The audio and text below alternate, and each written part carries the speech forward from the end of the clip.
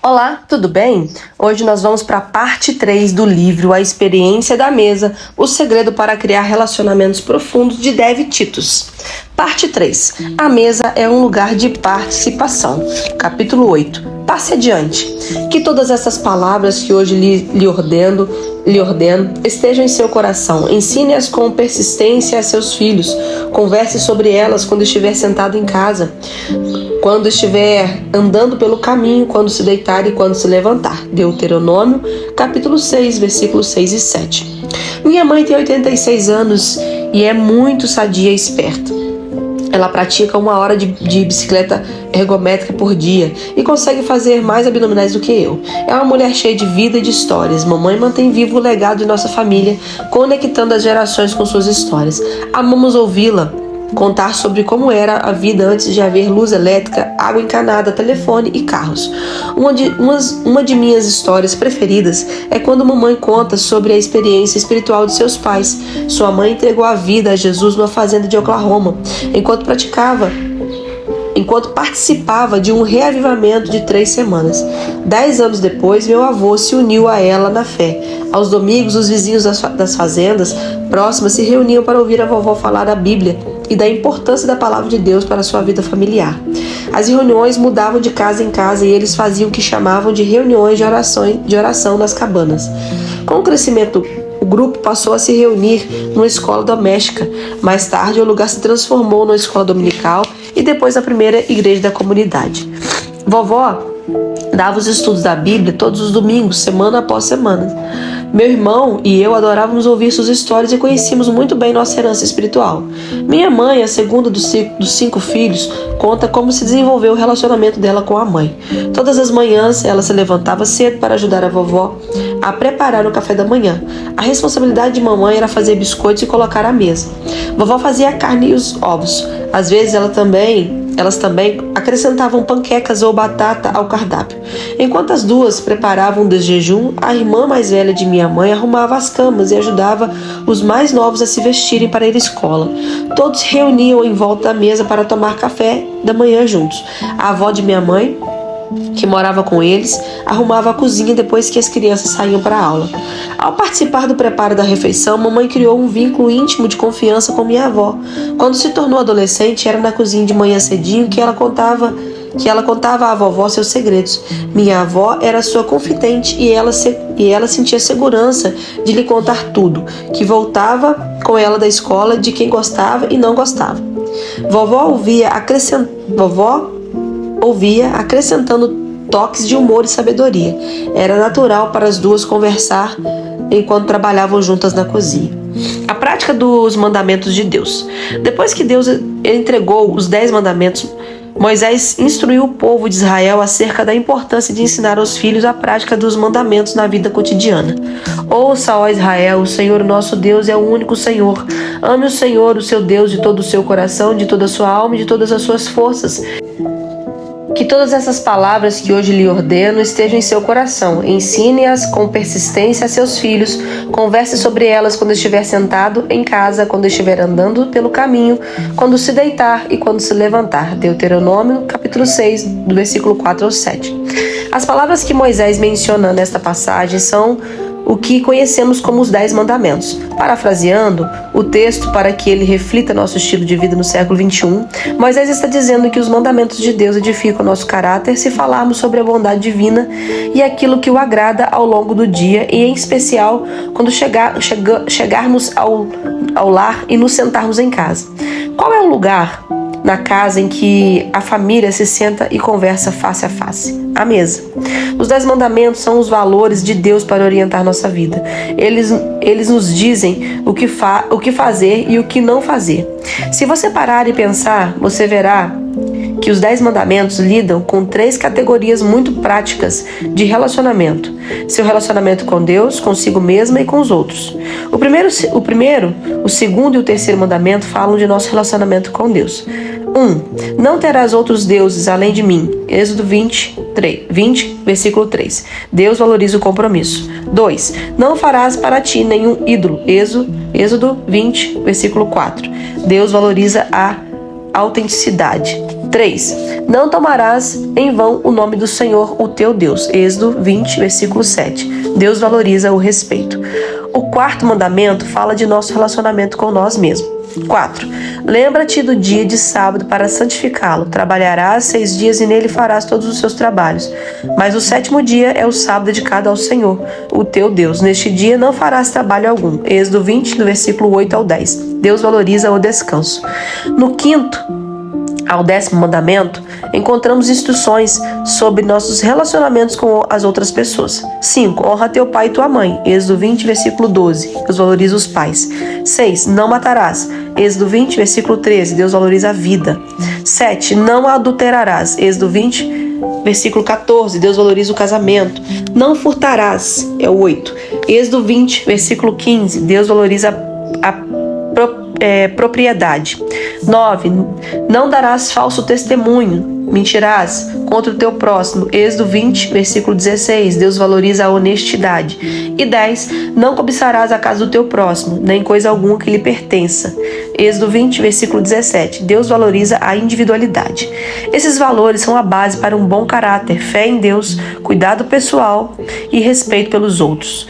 Era sobre essas coisas que minha mãe e minha avó conversavam enquanto preparavam juntas o café da manhã. Era sobre isso que mamãe e eu conversávamos enquanto eu a ajudava a preparar as refeições da família. É sobre isso que Larry e eu falávamos com nossa filha e nosso filho. São os mesmos princípios que agora são transmitidos para os filhos deles. Era à mesa que a maioria de nossas conversas significativas acontecia. A transmissão de valores e princípios, convicções e caráter não acontece quando apenas algumas refeições especiais são feitas com a família reunida durante o ano. Diálogos significativos que fortalecem o caráter devem acontecer regularmente durante uma vida de refeições compartilhadas. O diálogo faz a diferença. Não faz muito tempo, Alex Spiegel, da emissora nacional Publicação Rádio, analisou o que as pesquisas da última década têm a dizer sobre o jantar e seus desdobramentos para a família. Ele teve acesso às descobertas das melhores universidades norte-americanas como Harvard e Purdue e descobriu que as famílias que fazem as refeições juntas se saem melhor em todos os aspectos do que as que não têm esse hábito. Os filhos têm melhor desempenho na escola e há menos probabilidade de se envolver em hábitos prejudiciais como fumar e beber e de experimentarem drogas e sexo. Alex Spiegel perguntou ao Dr. David Dixon, professor de educação da Universidade Vanderbilt: é o jantar em si que oferece algum tipo de proteção mágica ou existe algo mais em ação? O professor Dixon fez um estudo sobre o jantar. Alguns anos atrás, ele e outros pesquisadores da Harvard queriam descobrir por que algumas crianças aprendiam a ler rápido enquanto outras ficavam para trás. Com esse propósito, decidiram analisar a rotina das famílias. Os pesquisadores gravaram refeições, mas também analisaram outras coisas, como a frequência que os pais liam para os filhos e brincavam com eles. Segundo Dixon, o grupo iniciou a pesquisa em algumas expectativas muito firmes. Eles esperavam que a leitura a uma criança, desde cedo, exercia o maior impacto sobre a alfabetização. No entanto, declarou: o que descobrimos foi que nos nossos dados sobre a qualidade dos diálogos durante as refeições era um indicador muito mais forte do desenvolvimento posterior da linguagem e do letramento da criança. Excelentes conversas à mesa. Junto com a sua família, debata os valores dos 10 mandamentos. Primeiro ponto, compromisso. Segundo ponto, autenticidade. Terceiro ponto, respeito. Quarto ponto, descanso. Quinto ponto, paz. Sexto ponto, vida. Sétimo ponto, casamento. Oitavo ponto, propriedade.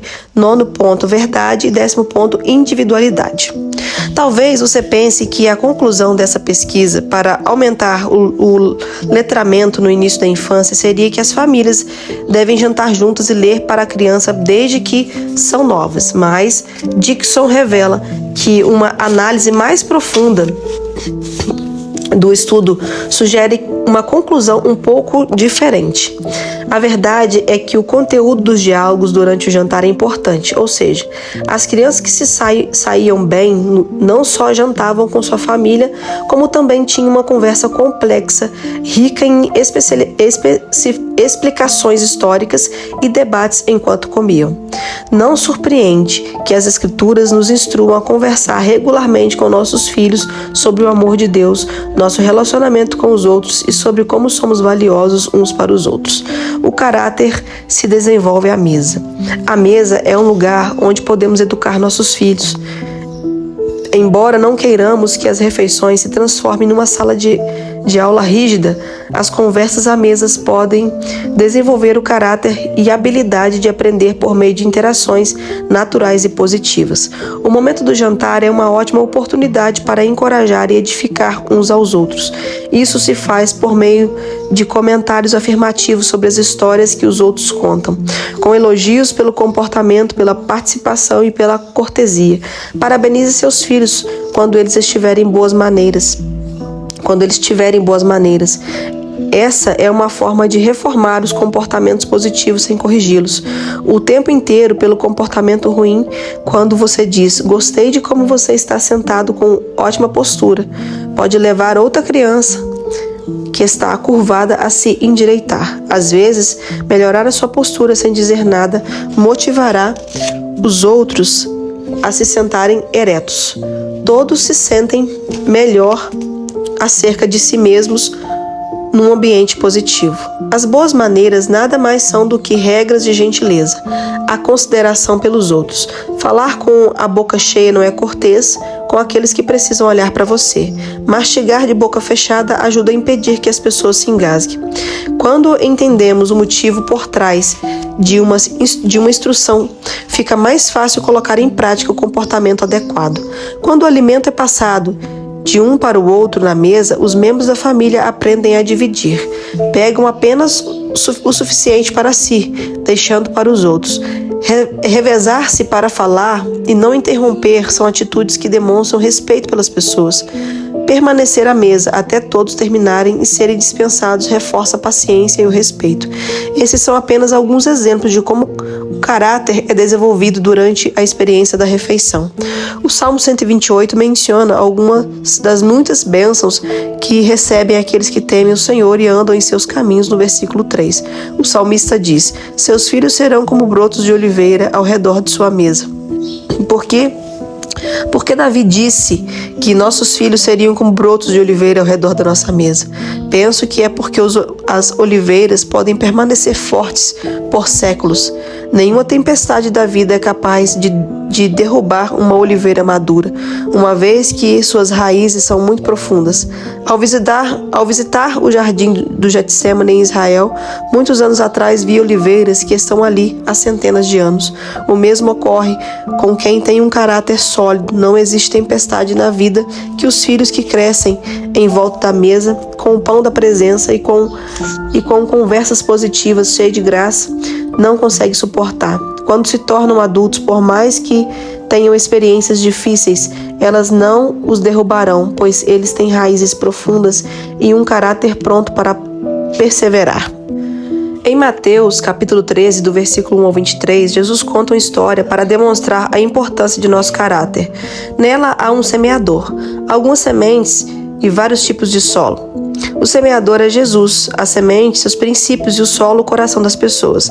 Ele diz que quando a semente, os princípios que ele ensina, é lançado em solo rochoso, ela não se aprofunda, pois o solo é superficial. Embora essa pessoa fique empolgada com as novas verdades da palavra, quando depara com uma tempestade da vida, os princípios que conheceu se secam e ela volta para os hábitos antigos. Jesus explica que esse indivíduo desmorona porque não tem raiz em si mesmo. Versículo 21. Em outras palavras, trata-se de alguém sem profundidade de caráter. Por isso, é tão essencial construir um bom caráter em nossa vida e na de nossa família. Dessa maneira, quando ouvimos a palavra de Deus, seremos capazes de captá-la, compreendê-la, e os princípios divinos crescerão na profundidade de nosso caráter, moldando nosso coração. Não seremos derrubados por provações ou tentações, porque nossas raízes são profundas com caráter sólido. Molde o caráter com boas conversas. Uma maneira de incentivar o diálogo à mesa com sua família é escolher um tema para cada refeição. Por exemplo, segunda-feira. Conversem sobre comida, sua origem, como é cultivada, seu valor nutricional. Segundo ponto. Terça-feira. Leve um desenho para a mesa e pensem em legendas criativas. Quarta-feira, conversem sobre o dia. Quinta-feira, qual pessoa famosa você gostaria de convidar para jantar e por quê? Sexta-feira, brinquem de complete a frase. Se você levar a família para um restaurante, essa é uma ótima maneira de começar uma conversa em público e praticar boas maneiras. Sábado, encontrem um assunto num jornal ou revista atual e levem para debater à mesa. Domingo, falem sobre os assuntos do sermão ou sobre a lição da escola dominical. Esta é uma ótima refeição para partilhar com outra pessoa. Levem uma família para casa depois do culto. Pode ser uma boa hora para fazer uma mesa das crianças próximas dos adultos e deixar seus filhos livres para curtirem os amigos. Mamãe moldou meu caráter por meio da participação. Durante minha infância, mamãe tinha o costume de citar este versículo para mim. A mulher sábia edifica sua casa, mas com as próprias mãos a insensata derruba a sua. Provérbios 14, versículo 1. Esse provérbio explica a importância da sabedoria para moldar a vida daqueles que moram em nosso lar. Minha mãe é uma mulher sábia de verdade. Ela conta a história do momento em que ouviu aquilo que acreditou ser a voz do Senhor lhe dizendo: se você não estivesse aqui, já teria dado a Dave tudo de que ela precisa para ser uma administradora eficaz do lar. Eu só tinha 12 anos. Mamãe pensou que aquele poderia ser um aviso de que ela não viveria muito tempo. Levando a impressão a sério, começou a solicitar minha participação em todas as tarefas domésticas. Ela não me colocava para realizar tudo sozinha, mas me mostrava como fazer e eu trabalhava ao lado dela. Mamãe estava me preparando para o futuro. Quando ela cozinhava, eu ajudava. Por uma época, ela fazia tortas todos os dias para um restaurante. Ninguém faz tortas como minha mãe, mas depois de aprender com ela, eu fico em segundo, quase empatando. Ela dizia: Deve, para grudar o topo da torta com a parte de baixo, você precisa umedecer a massa. Vem aqui, molhe o dedo e passe nas beiradas. Então eu seguia sua orientação. Em seguida, ela me instruía a ligar o forno a 200 graus por 15 minutos para assar a parte de baixo da crosta e depois diminuir para 180 graus a fim de assar o resto. Mamãe sempre me dizia o que fazer e o motivo para fazer daquele jeito. Mostrava-me e depois me deixava fazer sozinha, elogiando a tentativa. Quando chegava a hora de arrumar a mesa, mamãe me orientava a usar os pratos mais bonitos. Eu podia escolher quais queria para a refeição. Isso abriu o espaço para a minha criatividade e responsabilidade de tomar decisões. Quando a mesa estava posta, eu me sentia muito realizada. Brincávamos e cantávamos enquanto trabalhávamos. Poucas vezes eu era deixada trabalhando sozinha. Minha mãe ajudava minha avó. Eu ajudei minha mãe. Minha filha me ajudou e as filhas dela ajudaram. Agora Sofia, minha bisneta, está ajudando a mãe aos 2 anos de idade. As filhas do nosso filho também ajudam a mãe. As bênçãos de cada geração são passadas diante. Deus instruiu Moisés a escolher a vida para que pudesse viver junto com seus descendentes, amando ao Senhor, seu Deus, obedecendo a sua voz e se apegando a Ele. Deuteronômio 30, versículo 19 e 20. Em nossa família, essa bênção das gerações começou a ser transmitida enquanto minha mãe fazia biscoitos com a vovó bem cedinho e cada manhã. Um lugar para edificar, não para derrubar. Não é só comer à mesa que faz a diferença. O importante é comer à mesa na presença da graça. A graça que enxerga além do leite derramado. O comentário de minha mãe sempre que deixávamos cair leite era: não chore pelo leite derramado. E acrescentava: só limpe a bagunça. Mamãe estava ensinando uma lição de vida para nós no momento em que poderíamos ser repreendidos e envergonhados, em vez de gritar conosco e ficar impaciente por termos feito uma bagunça, fosse resultado de descuido ou de acidente, ela nos ensinava a tirar o melhor da situação e a seguir em frente. Ensinava que não podíamos mudar o que acabara de acontecer, mas era possível fazer uma tentativa de consertar as coisas, limpando a sujeira. Essa instrução simples moldou nosso caráter. É muito prejudicial para o coração humano envergonhar uma pessoa. O que você fez? Por que você fez isso? Não acredito que você fez isso. Eu falei para tomar cuidado. Esse tipo de frase faz a pessoa se sentir sem valor. Em vez disso, a Bíblia nos instrui a dizer palavras cheias de graça, que é um favor não merecido. Colossenses capítulo 4, versículo 6. Devemos demonstrar graça aos outros ao longo de toda a refeição, não só dar graças, antes de começar a comer. Quando alguém disser algo inapropriado à mesa, estenda a graça. Quando o comportamento de seus filhos sair do previsto, estenda a graça. Às vezes, quando estamos com pressa, quando o dia foi desafiador e frenético, quando sentar-se para comer em paz parece impossível, entrar na cozinha e acender uma vela é algo que me ajuda. A serenidade da chama trêmula e a fragrância suave me ajudam a ficar tranquila. Talvez palavras duras e impacientes foram proferidas e exista tensão entre os membros da família. Não é hora de cancelar os planos de jantar e passar num drive-thru. É o momento de arrumar a mesa, mesmo que você compre comida fora ou peça pizza. Isso lhe dá tempo para renovar o coração, criar uma atmosfera que restaura as palavras rudes e as substitui por palavras de incentivo. A humilde confissão. Desculpem por ter sido tão mal-humorada. Pode levar redenção ao coração de seus familiares à mesa e lhes dará coragem para pedir desculpas quando estiverem errados. Quando a hora de comer não é divertida, desobediência à mesa. O que fazer quando os filhos desobedecem à mesa? E aqueles momentos em que eles realmente precisam de correção e disciplina? O tipo de desobediência e inquietação que as crianças provocam à mesa varia dependendo da idade. Preciso dizer que se você estiver colocando esses novos valores em prática com crianças mais velhas que ainda não aprenderam a se assentar direito à mesa e a interagir com consideração pelos outros, as coisas não irão mudar de uma hora para outra. Os momentos à mesa provavelmente serão menos pacíficos a princípio do que depois de um tempo. O segredo é ser consistente e tornar o período à mesa mais divertido possível. Tente não ser rígida. Não é hora para todos ficarem assentados imóveis em silêncio. É o momento para os membros da família falarem e darem a vez ao outro. Caso aconteça alguma desobediência que exija instrução e correção, diga a seu filho que você cuidará do caso assim que o jantar terminar. Não se esqueça da promessa e lide com o problema de comportamento depois de comer.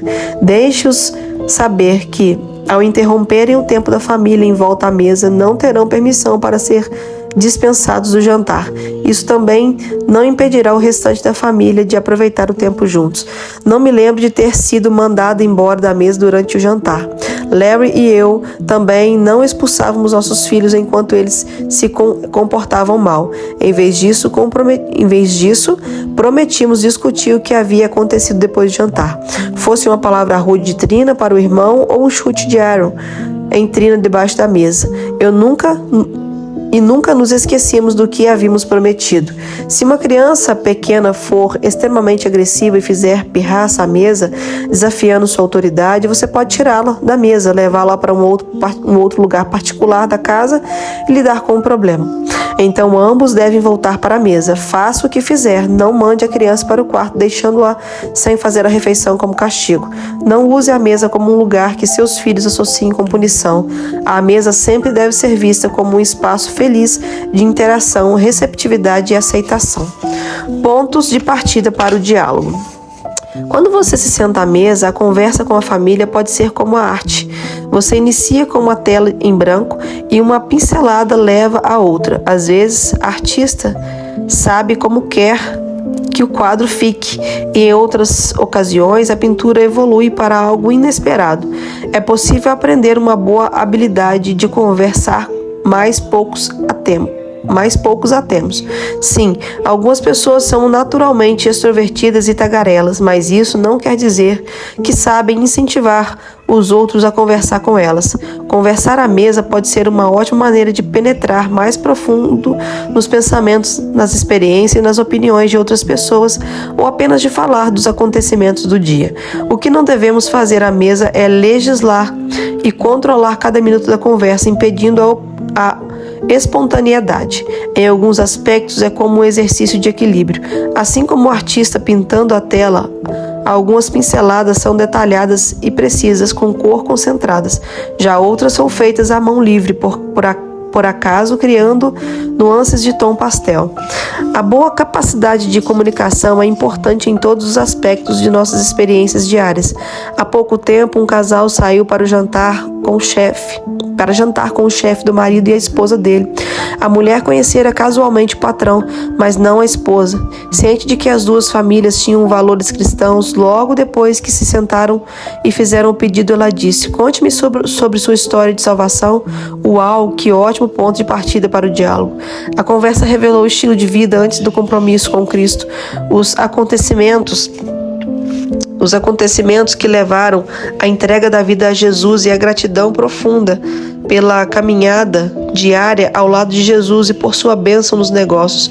Não foi uma conversa esquisita, mas sim edificante, e os quatro passaram a se conhecer de maneira mais profunda do que se nenhuma pergunta houvesse sido feita. Criei uma lista de bons pontos de partida para o diálogo, a fim de levá-la a pensar sobre maneiras criativas e discretas de iniciar conversas que geram reações interessantes à mesa. Não anuncie o que você fará, apenas faça a pergunta interessante e veja como as coisas evoluem. Tente fazer outra pergunta mais tarde, caso as pessoas à mesa pareçam desconectadas. Não age de maneira forçada, seja intencional em ajudar seus filhos ou amigos a desenvolverem a habilidade de conversar. Tente alguns pontos de partida para o diálogo abaixo e depois invente os próprios. Lembre-se de que não é o momento de ensinar, mas sim de conversar. Faça perguntas apropriadas à idade do que estiverem à mesa.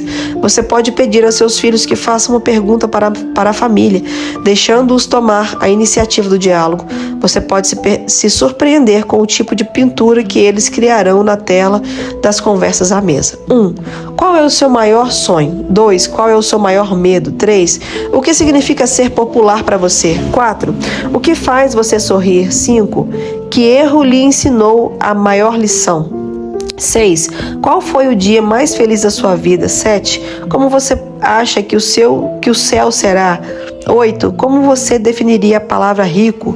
9. Como você se sentiria se alguém fizesse uma festa surpresa para você? 10. O que você gosta de fazer em seu tempo livre? 11. Como Deus tem demonstrado amor por você? 12. Fale sobre seu professor preferido. 13. Conte uma história sobre um de seus avós. 14. Conte-me sobre uma experiência de salvação. 15. Qual é a sua memória preferida ligada à igreja? 16. Defina sucesso. 17. Fale de uma ocasião em que você ficou bravo. 18. Quem é Deus para você? 19. Qual é a primeira coisa que você faria se ganhasse R$1.000? 20. Se você pudesse mudar de nome, qual escolheria? Passe as bênçãos, por favor. Deuteronômio, capítulo 7, versículo 9 diz: Saibam, portanto, que o Senhor, o seu Deus, é Deus. Ele é o Deus fiel que mantém a aliança e a bondade por 1000 gerações, daqueles que o amam e obedecem os seus mandamentos. É maravilhoso saber que Deus prometeu passar as bênçãos para a nossa próxima geração. Talvez você seja a primeira geração de cristãos em sua família. Se esse fosse o caso, você tem a oportunidade de criar novas práticas e tradições familiares que incentivarão a próxima geração a se unir a você no amor sincero a Deus. Seu amor por ele será passado adiante. É possível que você seja como eu e tenha o privilégio de andar na verdade e no caráter piedoso que lhe foi transmitido por gerações passadas que amavam a Deus de todo o coração e educavam dessa forma. Eu não quero ser a geração que deixa de passar a bênção por viver de maneira descuidada. Ao arrumar a mesa e falar sobre os caminhos de Deus, não pregar sobre isso. Quando nos levantamos, tomamos café da manhã, vamos para o trabalho ou a escola, voltamos para casa, fazemos a lição, preparamos o jantar e assistimos a televisão, certamente recebemos a bênção de Deus e a próxima geração será abençoada com a bondade como Ele prometeu. Foi isso que os meus pais fizeram e as ações deles tornaram Deus real para mim. À medida que o amor divino me era demonstrado dia após dia, eu participava de seus caminhos junto com minha mãe e meu pai. Os caminhos do Senhor se tornaram os meus caminhos e podem se tornar os de sua família também. Reflexões à mesa. Número 1. Faça uma lista de valores que você gostaria de passar adiante para os seus filhos. Número 2. Invente uma maneira prática de debater esses valores. Mantenha a naturalidade. Número 3. Segundo as pesquisas, qual é o indicador mais forte de bom desenvolvimento da alfabetização de crianças? 4. Cite 3 atributos do caráter que podem ser desenvolvidos enquanto se come à mesa. 5. Defina a graça e ilustre como ela pode ser experimentada à mesa.